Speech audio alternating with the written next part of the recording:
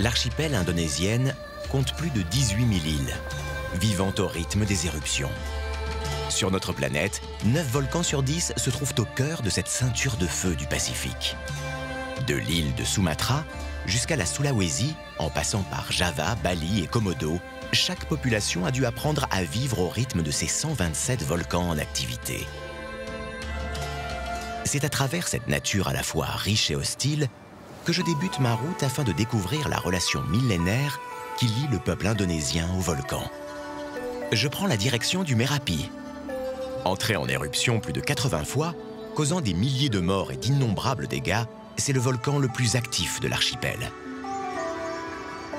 Il est situé au sud de Java, sur cette île la plus peuplée de la planète et celle qui compte également le plus de volcans en activité.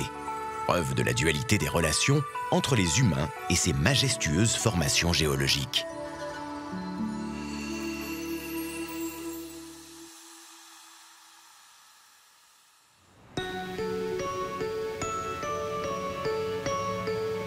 Pour rejoindre le Merapi, je passe par la ville de Yogyakarta. Elle fut durant quelques années la capitale, au moment de l'indépendance du pays. Elle est toujours considérée comme la capitale culturelle. Dans cette agglomération de plus de 700 000 habitants, la population y est très dense, ce qui explique que le séisme qui a secoué la ville en 2006 ait fait plus de 5000 morts.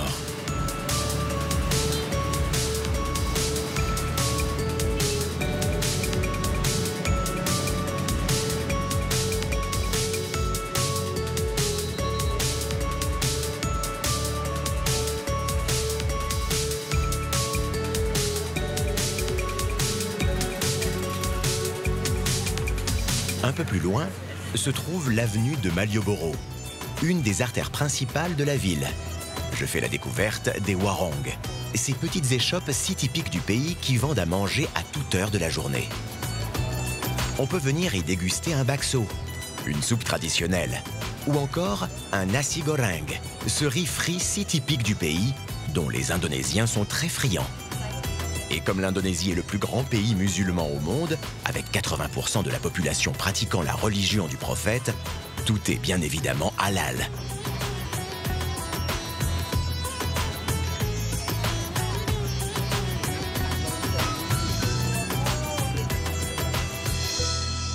Mais l'heure tourne, et j'ai rendez-vous au centre de volcanologie avec Dewi Srisayudi, spécialiste de la géologie des volcans.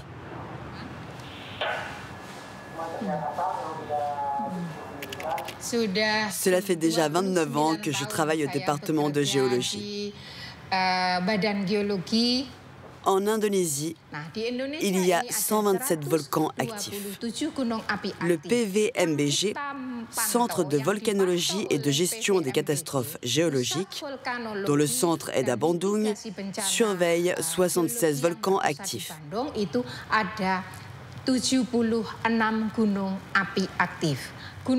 Les volcans en Indonésie sont formés par la subduction de 3 plaques océaniques, des plaques océaniques et continentales. Il s'agit de la plaque eurasienne, puis la plaque indo-australienne et la plaque pacifique. Ce bureau surveille le Merapi. Tous les instruments de mesure transmettent les données du terrain au bureau. Pos pengamatan Merapi, Balai panggil. Ya, pos yang monitor, ya. Oke, Bu, sebentar. Lek surat korek. Tidak ada aktivitas yang signifikan dari posisi pos Raka. Puncak Merapi terlihat normal, tidak ada aktivitas yang berarti kelihatan dari dipantau dari pos pantau Raka. Terima kasih Tri atas infonya untuk Merapinya. Selamat bekerja, mudah-mudahan Merapi selalu mandali. Terima kasih. Assalamualaikum warahmatullahi wabarakatuh.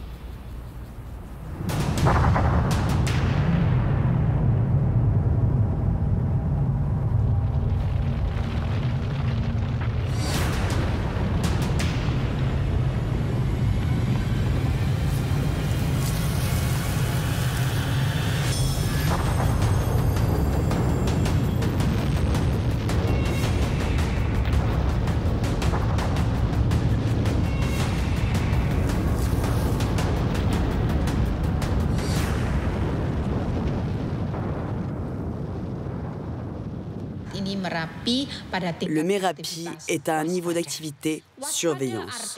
Surveillance signifie que nous avons un certain nombre d'interdictions. L'ascension en direction du sommet est momentanément interdite. De toutes les directions, nous l'interdisons. Ensuite, il ne peut y avoir d'activité humaine dans un rayon de moins de 3 km en partant du sommet. Malgré le danger que représente l'activité du Merapi, des agriculteurs continuent de travailler leurs champs paisiblement. C'est le cas de Suroto. Il n'a pas bougé lors de l'éruption de 2010. Il faut qu'il explose pour que la terre puisse devenir fertile. La terre peut être fertile, mais généralement je n'évacue pas. Je reste ici, je rentre à la maison. Je ne descends pas d'ici. Bien au contraire, je regarde d'ici. Le volcan, il coule dans mes veines. C'est avec surprise que je prends conscience que les volcans sont considérés ici avant tout comme une source de vie, apportant fertilité à la terre, bien plus qu'une menace ou une source de danger pour leur vie.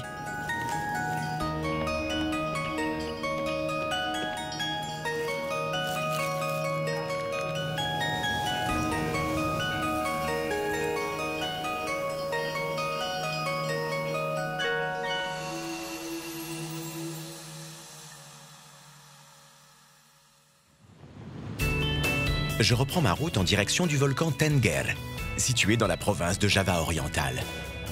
C'est un volcan qui a toujours eu une dimension mystique pour les Indonésiens. Pour m'y rendre, je passe par la ville de Trowulan. C'est là que je fais la rencontre d'Eko, un descendant du peuple de Majapahit, aujourd'hui disparu. Les Majapahit tiennent une place importante dans le cœur des Indonésiens, car ils furent les premiers à unifier le pays. Lorsque je retrouve Eko, il est en pleine méditation devant l'ancienne porte du royaume de ses ancêtres.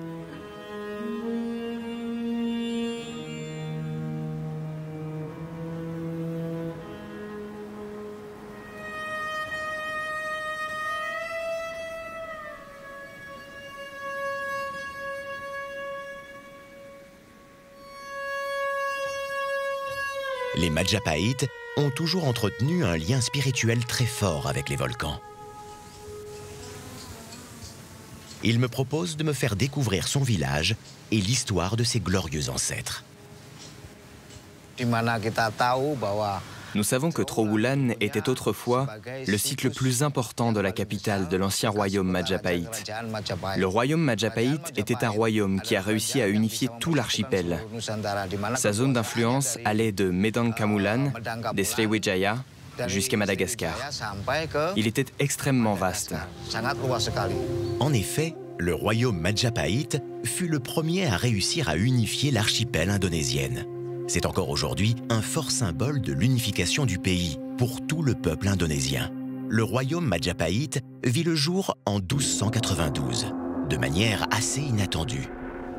Le grand empereur mongol Kublai Khan voyait du mauvais œil l'expansion du royaume Singasari, en particulier son emprise sur les voies commerciales maritimes des épices. Il décide alors d'envoyer 1000 bateaux et 30 000 soldats dans l'archipel.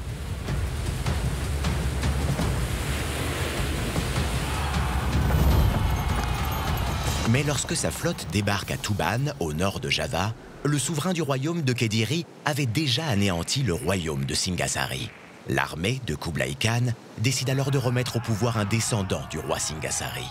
C'est Raden Wijaya, qui est choisi pour être le vassal à la tête de ce royaume. L'armée de Kublai Khan aide alors Raden Wijaya à vaincre le royaume Kediri. Mais Raden Wijaya ne parviendra jamais à reprendre sa capitale. Il décide alors de créer la ville de Majapahit, à l'actuelle place de la ville de Trowulan, sur les rives de la rivière Brantas. Le royaume Singasari devient alors le royaume Majapahit. Mais au lieu de prêter allégeance à Kublai Khan, Raden Wijaya préfère ordonner à son armée de repousser la flotte de Kublai Khan, déjà affaiblie par le climat et les maladies tropicales.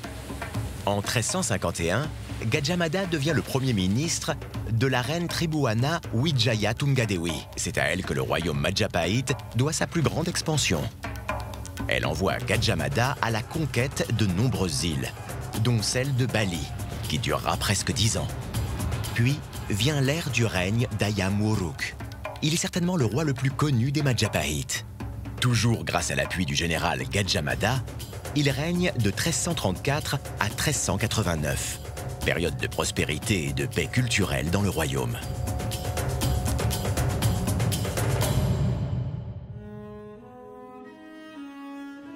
Nous sommes les descendants et les gardiens d'une culture plus tournée vers l'esthétique artistique et la production de statues. Ces traditions nous viennent de nos ancêtres depuis l'époque des Majapahit, époque à laquelle ces statues étaient placées dans les temples présents dans la zone d'influence de Majapahit.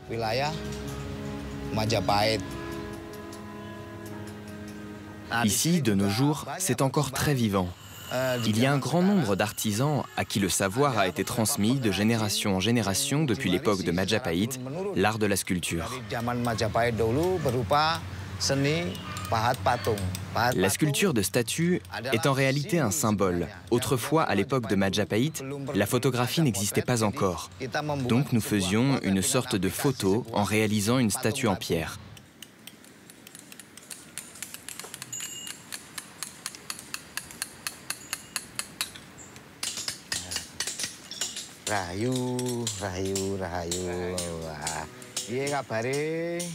Alhamdulillah saya.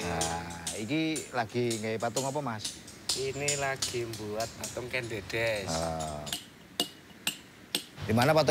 Les statues étaient des représentations des divinités ou des rois de l'époque. Raja pada zaman itu.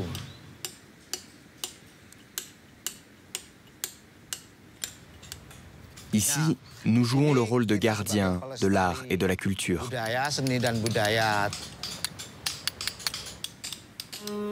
Eko me propose d'assister à une cérémonie traditionnelle Majapahit. Chez nous, dans le hameau de Jatisembur, nous venons de faire des cérémonies rituelles autour d'une tombe sacrée portant le nom de Jatisembur.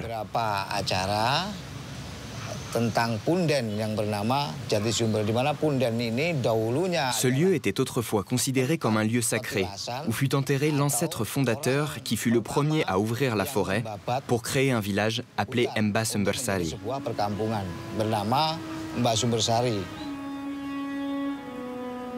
Cela a été fait par les habitants et habituellement, cette cérémonie est réalisée à l'approche du mois appelé Ruwa. À cette période, tous les habitants ici sont impliqués. Ils participent à ces cérémonies rituelles. On parle aussi de cérémonies d'exorcisme de masse. Autrefois, chaque année, nous y avions recours. C'était une forme d'expression de notre reconnaissance envers le Tout-Puissant et la nature dans son ensemble.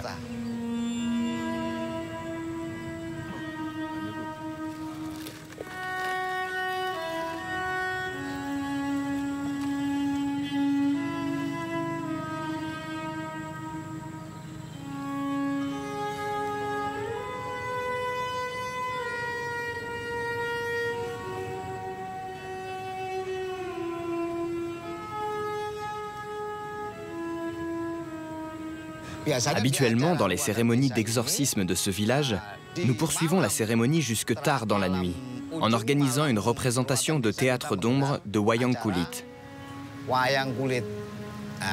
Le théâtre d'ombre autrefois comptait les deux côtés de la vie des hommes. Cela illustrait que cette vie, dans la population javanaise, a deux côtés, un bon et un mauvais.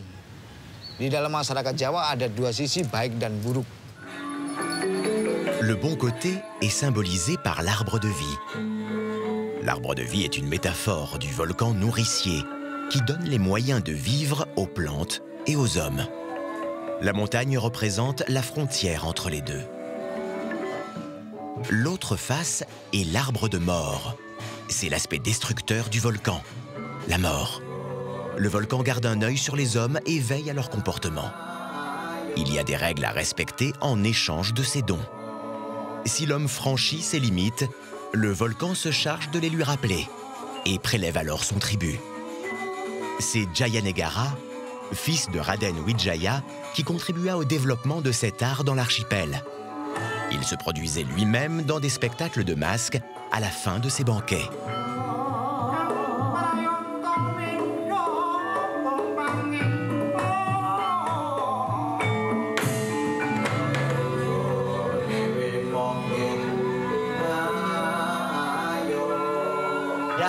La représentation que j'ai donnée ce soir raconte la quête de Semar. Dans la quête personnelle de Semar, Semar élève et forme Satriya Utomo. Il est en charge de son éducation et de son apprentissage. On parle d'éducation et d'apprentissage quand il s'agit d'enfants de la noblesse, des enfants des rois. Le but est qu'ils se comportent avec sincérité, qu'ils soient loyaux et qu'ils imitent leurs parents pour devenir des rois loyaux, de confiance, sensibles et préoccupés par le destin de leur peuple. C'était donc l'épisode de la quête personnelle de Semar.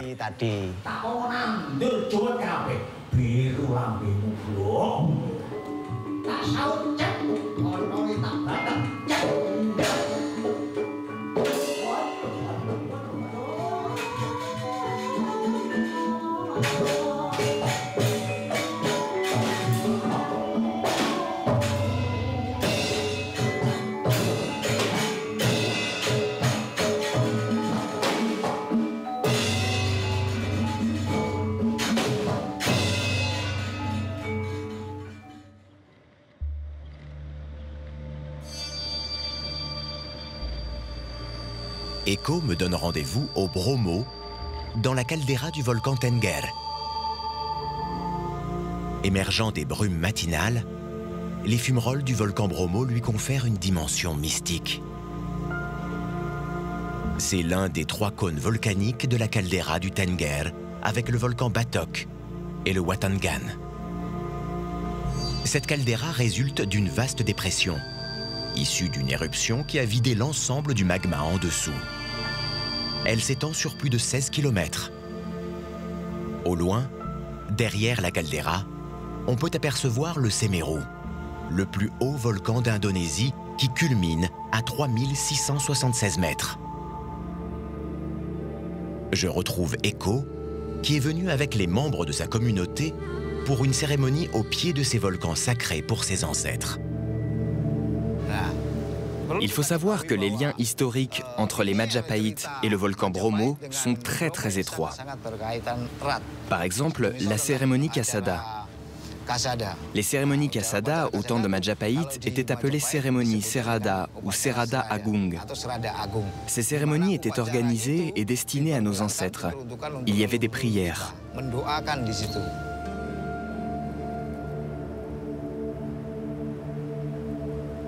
À la fin du XVe siècle, la princesse Roro Enteng et son mari Joko Seger, qui étaient sans enfants, décidèrent de gravir le mont Bromo afin de demander de l'aide aux dieux pour procréer. Ces derniers exaucèrent leurs prières sous la condition qu'ils offrent en sacrifice leur dernier enfant. Quand celui-ci naquit, le couple refusa d'exécuter le sacrifice. En représailles, les dieux déclenchèrent une éruption du volcan. L'enfant tomba dans le cratère du Bromo et périt. Depuis ce jour, riz, fruits, légumes et fleurs sont jetés dans ce cratère lors d'une cérémonie annuelle nommée Kesada, qui a lieu chaque 14e jour de la pleine lune du calendrier Majapahit.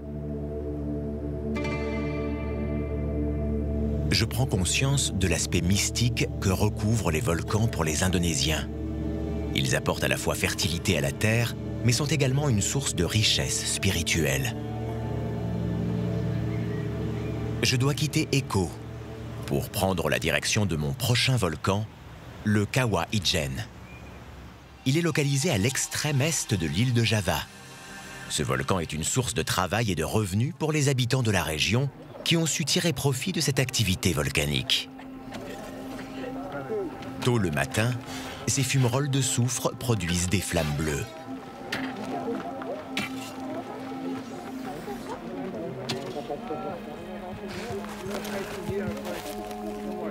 C'est la plus grande source de soufre volcanique au monde.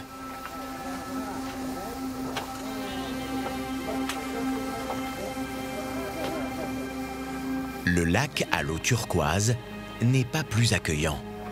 Sa température monte jusqu'à 40 degrés et son pH proche de 0 en fait le lac le plus acide du monde. Aucune forme de vie ne peut s'y développer. De jour, cette fumée épaisse et brûlante est concentrée à l'aide de tuyaux puis refroidie avec de l'eau par les mineurs afin de solidifier le soufre.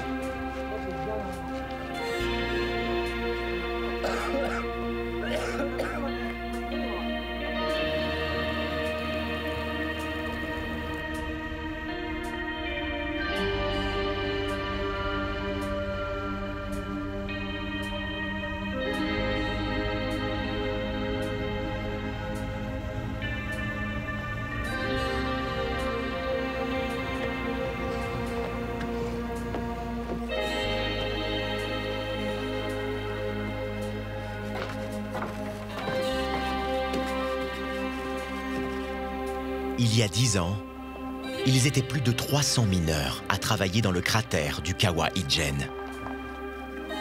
Ils ne sont plus qu'une centaine aujourd'hui, en raison de la raréfaction du soufre.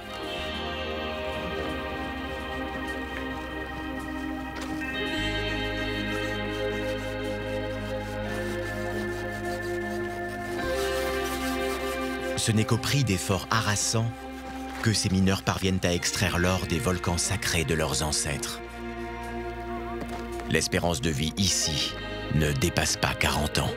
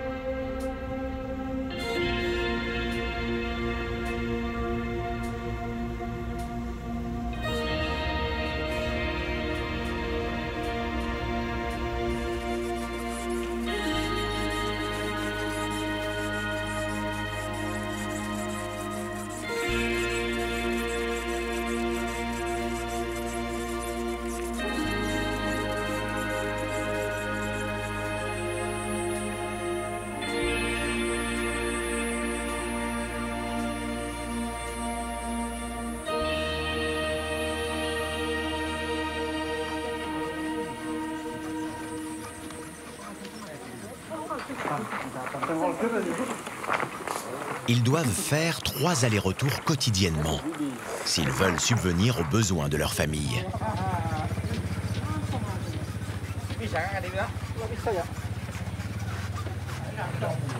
Ce n'est qu'après 3 heures de marche que les mineurs arrivent sur le lieu de la pesée.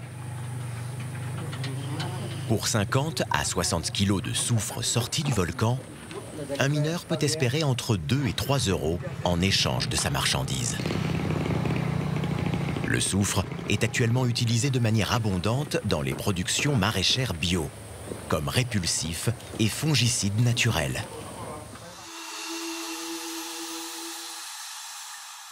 Je quitte le sulfureux Kawah Ijen et ses mineurs, car je dois à présent prendre le ferry pour rejoindre le volcan Agung.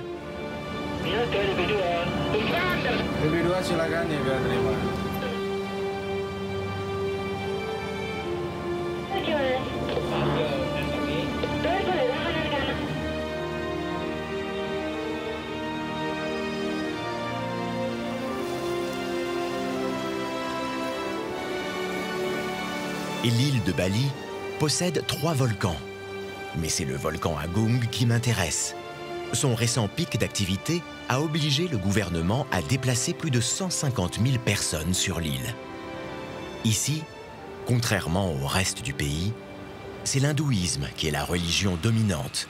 Et cela se voit à l'innombrable présence de temples dans les rues.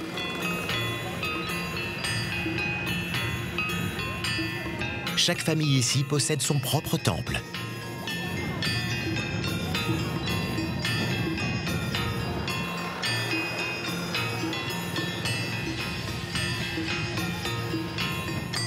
Toutes ces richesses poussent ma curiosité à en savoir davantage sur la culture de cette île qui a fasciné les explorateurs à travers les siècles.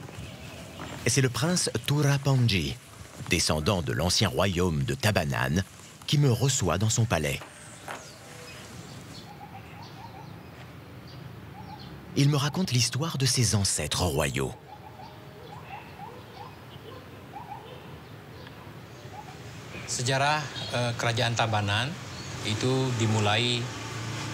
L'histoire du royaume de Tabanan commence au XIVe siècle, plus exactement en 1343.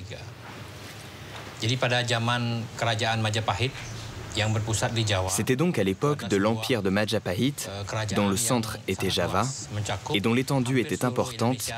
Il couvrait pratiquement toute l'Indonésie actuelle et allait jusqu'à Singapour et à l'actuelle Malaisie. En 1343, Bali était encore un royaume indépendant de Majapahit, un royaume autonome. La reine de Majapahit, Tribhuwana Wijayatunggadewi, lança une opération militaire sur Bali. Ensuite, après une très longue guerre, Bali fut vaincu.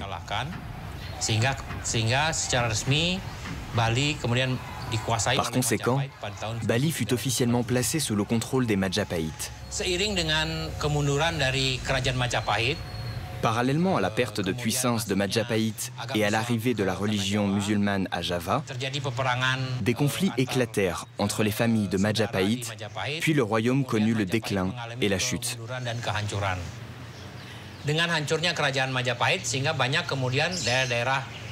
Avec la chute du royaume Majapahit, beaucoup de régions faisant autrefois partie du royaume se détachèrent pour créer des royaumes indépendants.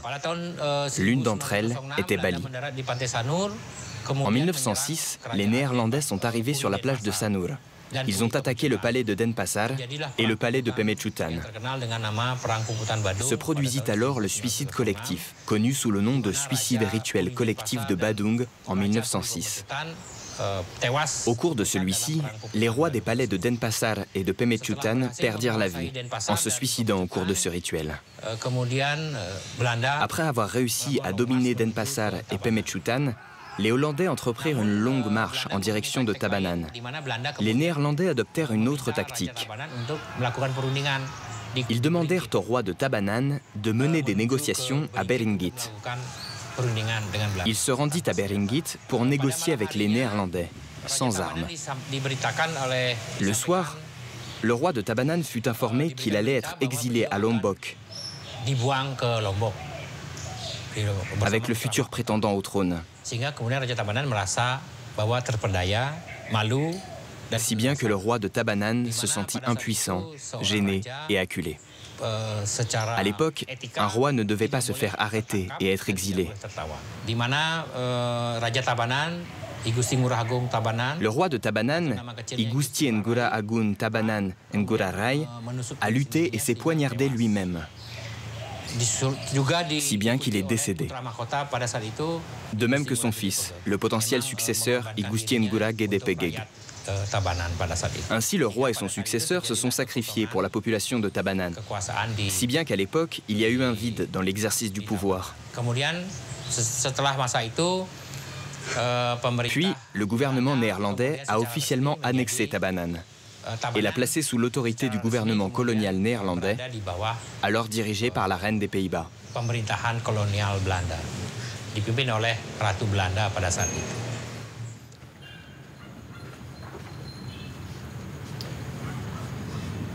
À la nuit tombée, je suis convié à assister à une danse traditionnelle de Sangyang. Les Balinais entretiennent une grande ferveur pour les arts vivants, que ce soit l'art de la manipulation de marionnettes, le théâtre ou l'art de la danse. Il existe des centaines d'écoles de danse traditionnelle à travers l'île. Mais avant de pouvoir commencer cette cérémonie de danse sacrée, le prêtre doit bénir chacun des danseurs.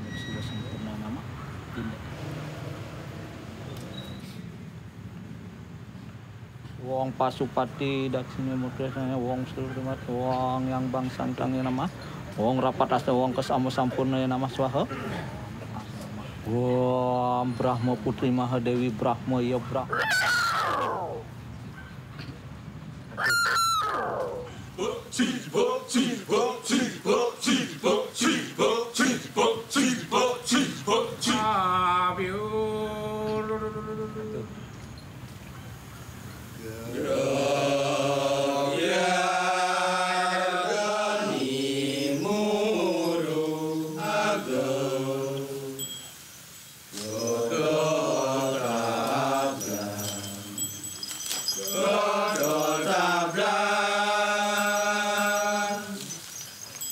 La danse du Sangyang est un rituel religieux qui peut être pratiqué lors des cérémonies de sacrifice, de prière ou d'exorcisme. Elles ont toujours lieu sous l'assistance du Pemangu, le prêtre du temple. Le Sangyang était à l'origine une danse rituelle sacrée, visant à éloigner les mauvais esprits du village. Sangyang signifiant l'esprit divin. Dans le Sangyang, un garçon est mis en transe. C'est un grand honneur pour lui. Il va pouvoir chevaucher le cheval de paille et danser autour du feu sacré composé de pelures de noix de coco.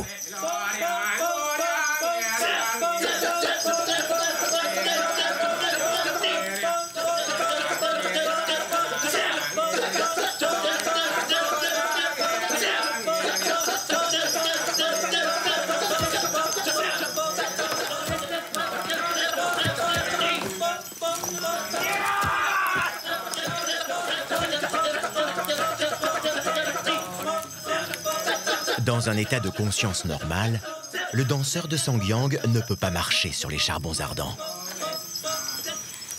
C'est l'état de transe qui lui permet d'être en relation avec le monde des dieux et ainsi d'accomplir des miracles. À la fin de la danse, c'est le prêtre qui ramène le danseur à son état de conscience normal. Je remercie le prince pour son hospitalité. Avant de reprendre ma route, en direction du volcan Agung, afin de rencontrer les rescapés de l'éruption de 2017. Son nom signifie « montagne suprême » en balinais. Il est considéré comme le fils du volcan Semeru. En 2017, son activité a été si dangereuse qu'elle oblige le déplacement de plus de 150 000 habitants, qui se retrouvent dans des camps de fortune.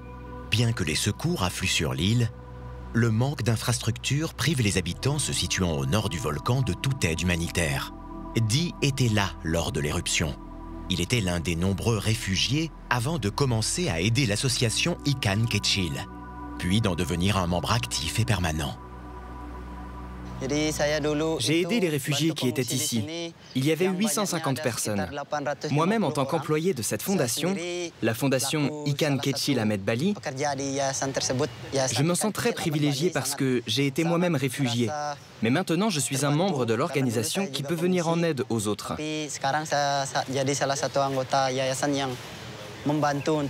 C'est certain que nous avons eu vraiment peur.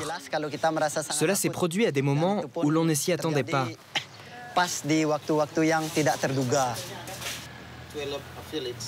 Si bien que toutes les familles de cette zone se sont précipitées ici. Ils sont venus avec tous leurs enfants et tous les membres de leur famille. Ils sont tous venus ici pour se réfugier, alors que le volcan Agung était dans une phase critique, extrêmement critique. Comme il y avait un grand nombre de réfugiés dans la région, il a fallu plusieurs jours pour organiser les livraisons et les distributions de nourriture.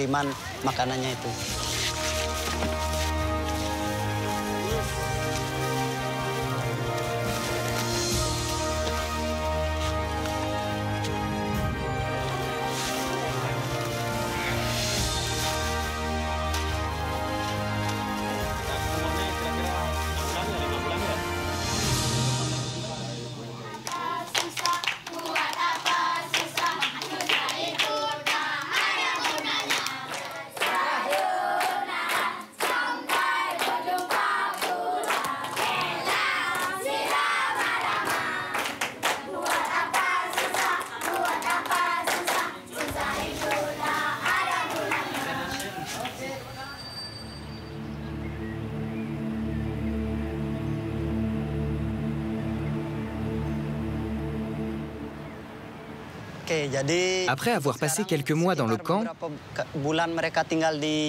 après être restés ici en tant que réfugiés, après un peu plus de 5 mois et parce que le volcan Agung s'était calmé, ils sont finalement rentrés dans leur village d'origine. Les derniers sont rentrés en février 2018.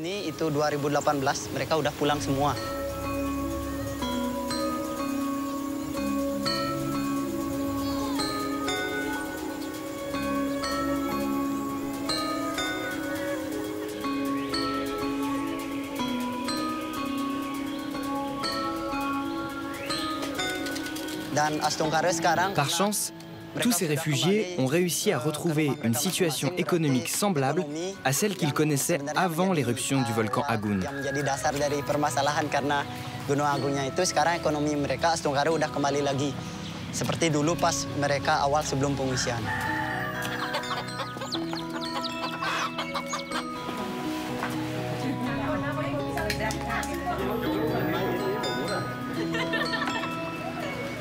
Dee m'emmène à la rencontre d'une famille qui a pu retourner chez elle après avoir vécu presque 1 an dans les camps de réfugiés.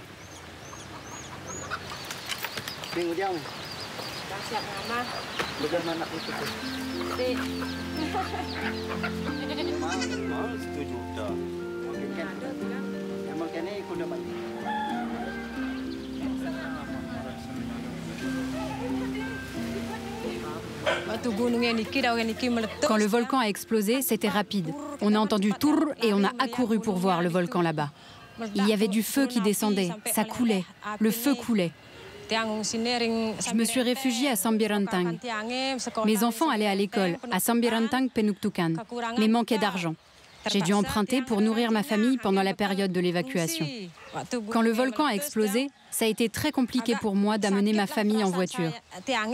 On est parti à 6 h et on est arrivé au camp à 11 h.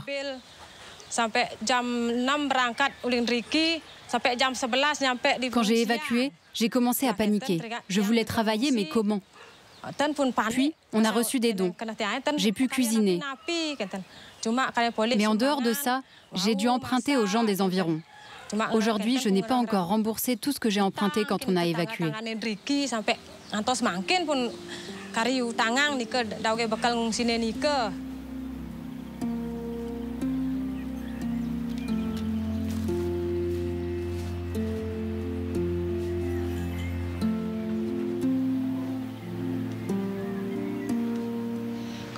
Maintenant, nous continuons à agir. Bien que les réfugiés soient rentrés chez eux, nous continuons à agir et nous nous concentrons dorénavant sur les familles qui ont des handicapés. Donc nous les aidons, dans un premier temps en leur apportant des produits de première nécessité, de la nourriture, et nous allons ensuite essayer de leur donner les moyens d'avoir un revenu.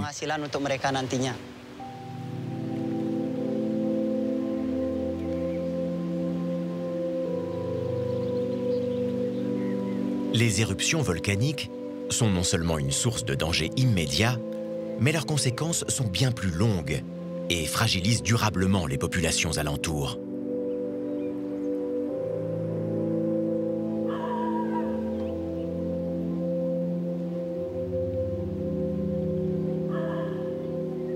Il est maintenant temps de quitter Dee et de reprendre ma route en direction de mon prochain volcan, le Kelimutu. Pour l'atteindre, il me faut traverser l'archipel de Komodo.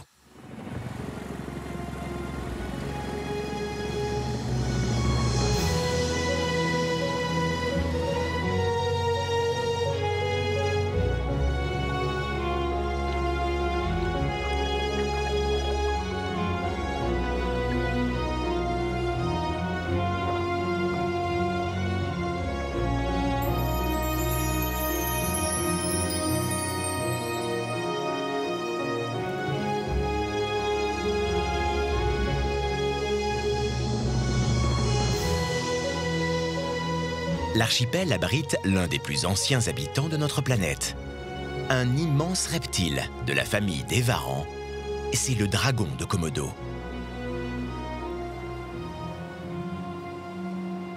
Nous mettons pied à terre sur l'île de Rinca afin de faire sa connaissance.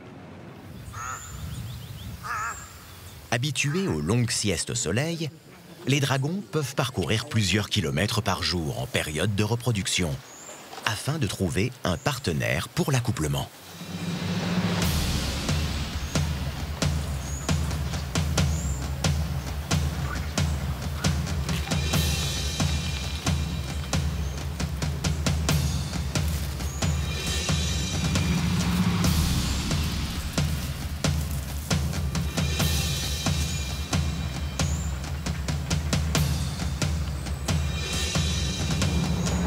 Cet animal préhistorique peut atteindre 3 mètres de long et peser jusqu'à 90 kilos à l'âge adulte.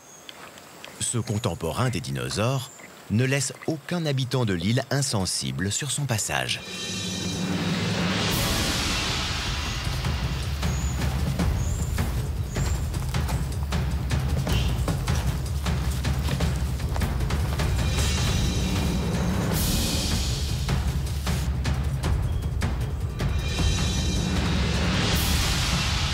Mais ce redoutable chasseur ne parvient pas toujours à attraper sa proie.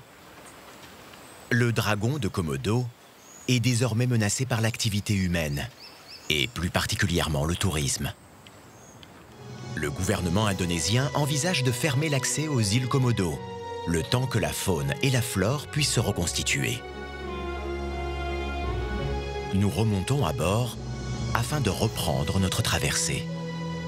Nous mettons le cap en direction du volcan Kelimutu.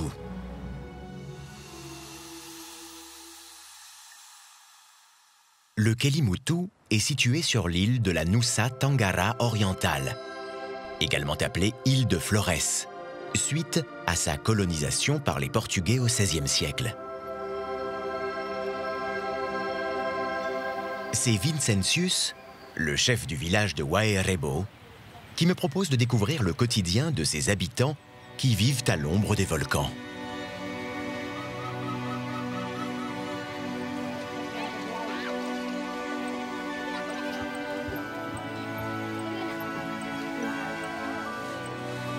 Le village s'est spécialisé dans la culture du café à travers le temps.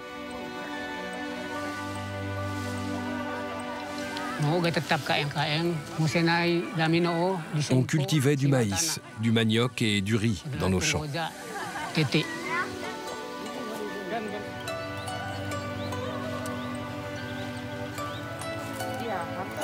Maintenant, nous cultivons toujours, mais nous n'avons plus que des plantations de café. Notre nourriture quotidienne est constituée de manioc et de riz. Le riz provient de Dintor. Nous achetons le riz afin de pouvoir continuer de récolter le café qui génère nos revenus. Ainsi, nous pouvons subvenir à nos besoins.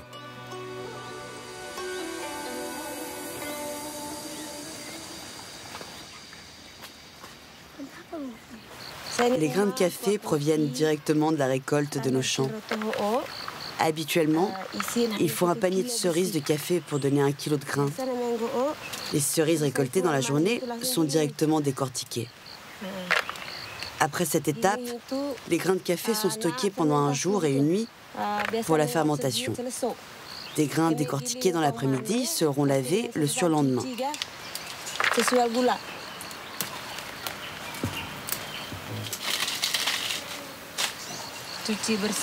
Une fois lavés, on met les grains au soleil. Le processus de séchage dépend de la météo. Parfois, cela peut prendre jusqu'à 1 semaine.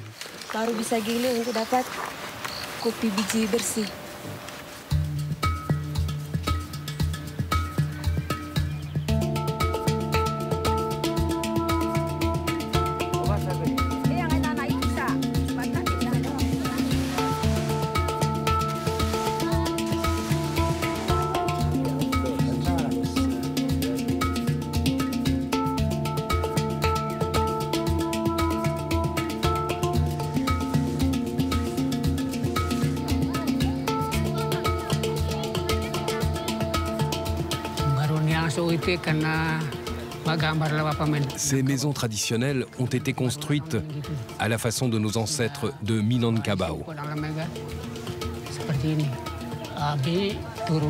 Nous sommes des descendants d'un groupe de Sumatra, les Minangkabau.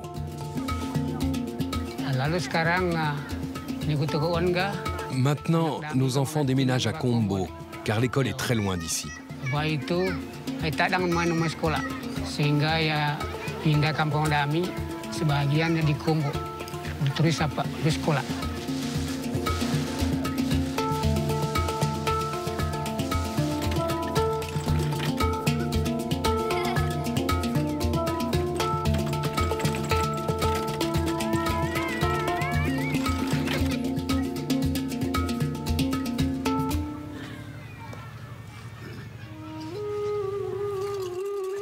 Bergendang, halo empu suhu, di masing-masing garis keturunan. Il y a 8 maisons qui correspondent aux 8 premières familles.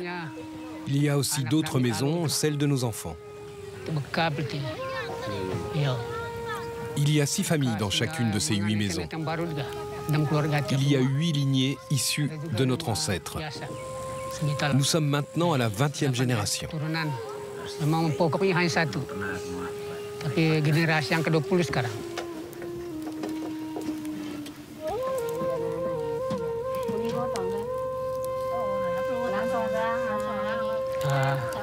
Tingkat pertama, yang da atalo, walo. Sebahagiannya latang tapak. Le premier niveau est l'espace commun dans lequel nous vivons. Nous l'utilisons aussi pour les cérémonies importantes.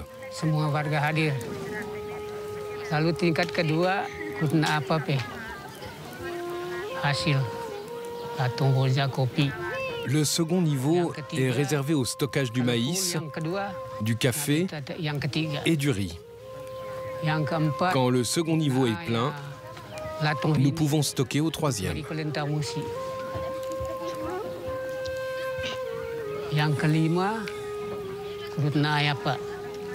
Le quatrième étage est réservé aux graines de riz ou de maïs qui seront plantées l'année suivante.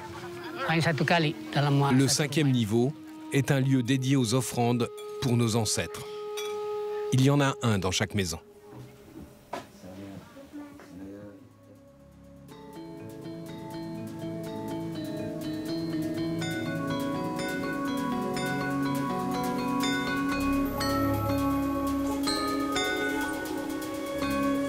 J'arrive en vue de mon dernier volcan sur la ceinture de feu. C'est une palette de couleurs pastel qui m'attendent au sommet de ce stratovolcan. Les stratovolcans sont caractérisés par une forme élancée, due à la lave pâteuse qui provient du fort taux de silice. Cela génère un écoulement à chaque nouvelle éruption. Le Kelimutu n'est plus en activité. On le visite pour ses lacs aux couleurs bariolées. C'est l'évolution des sédiments qui font prendre au lac des couleurs différentes tout au long de l'année.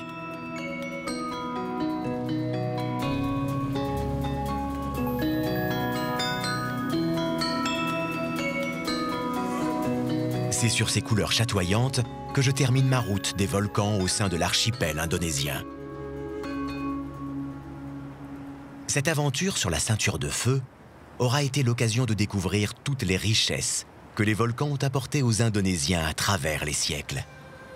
Ils ont su apprendre à vivre en symbiose avec ces monstres de magma qui apportent tour à tour la vie et la mort à ceux qui les côtoient. Ce fut également l'occasion d'apercevoir toute la richesse de la culture indonésienne. Chacune de ces îles regorge encore de tant de secrets qu'il me reste à découvrir.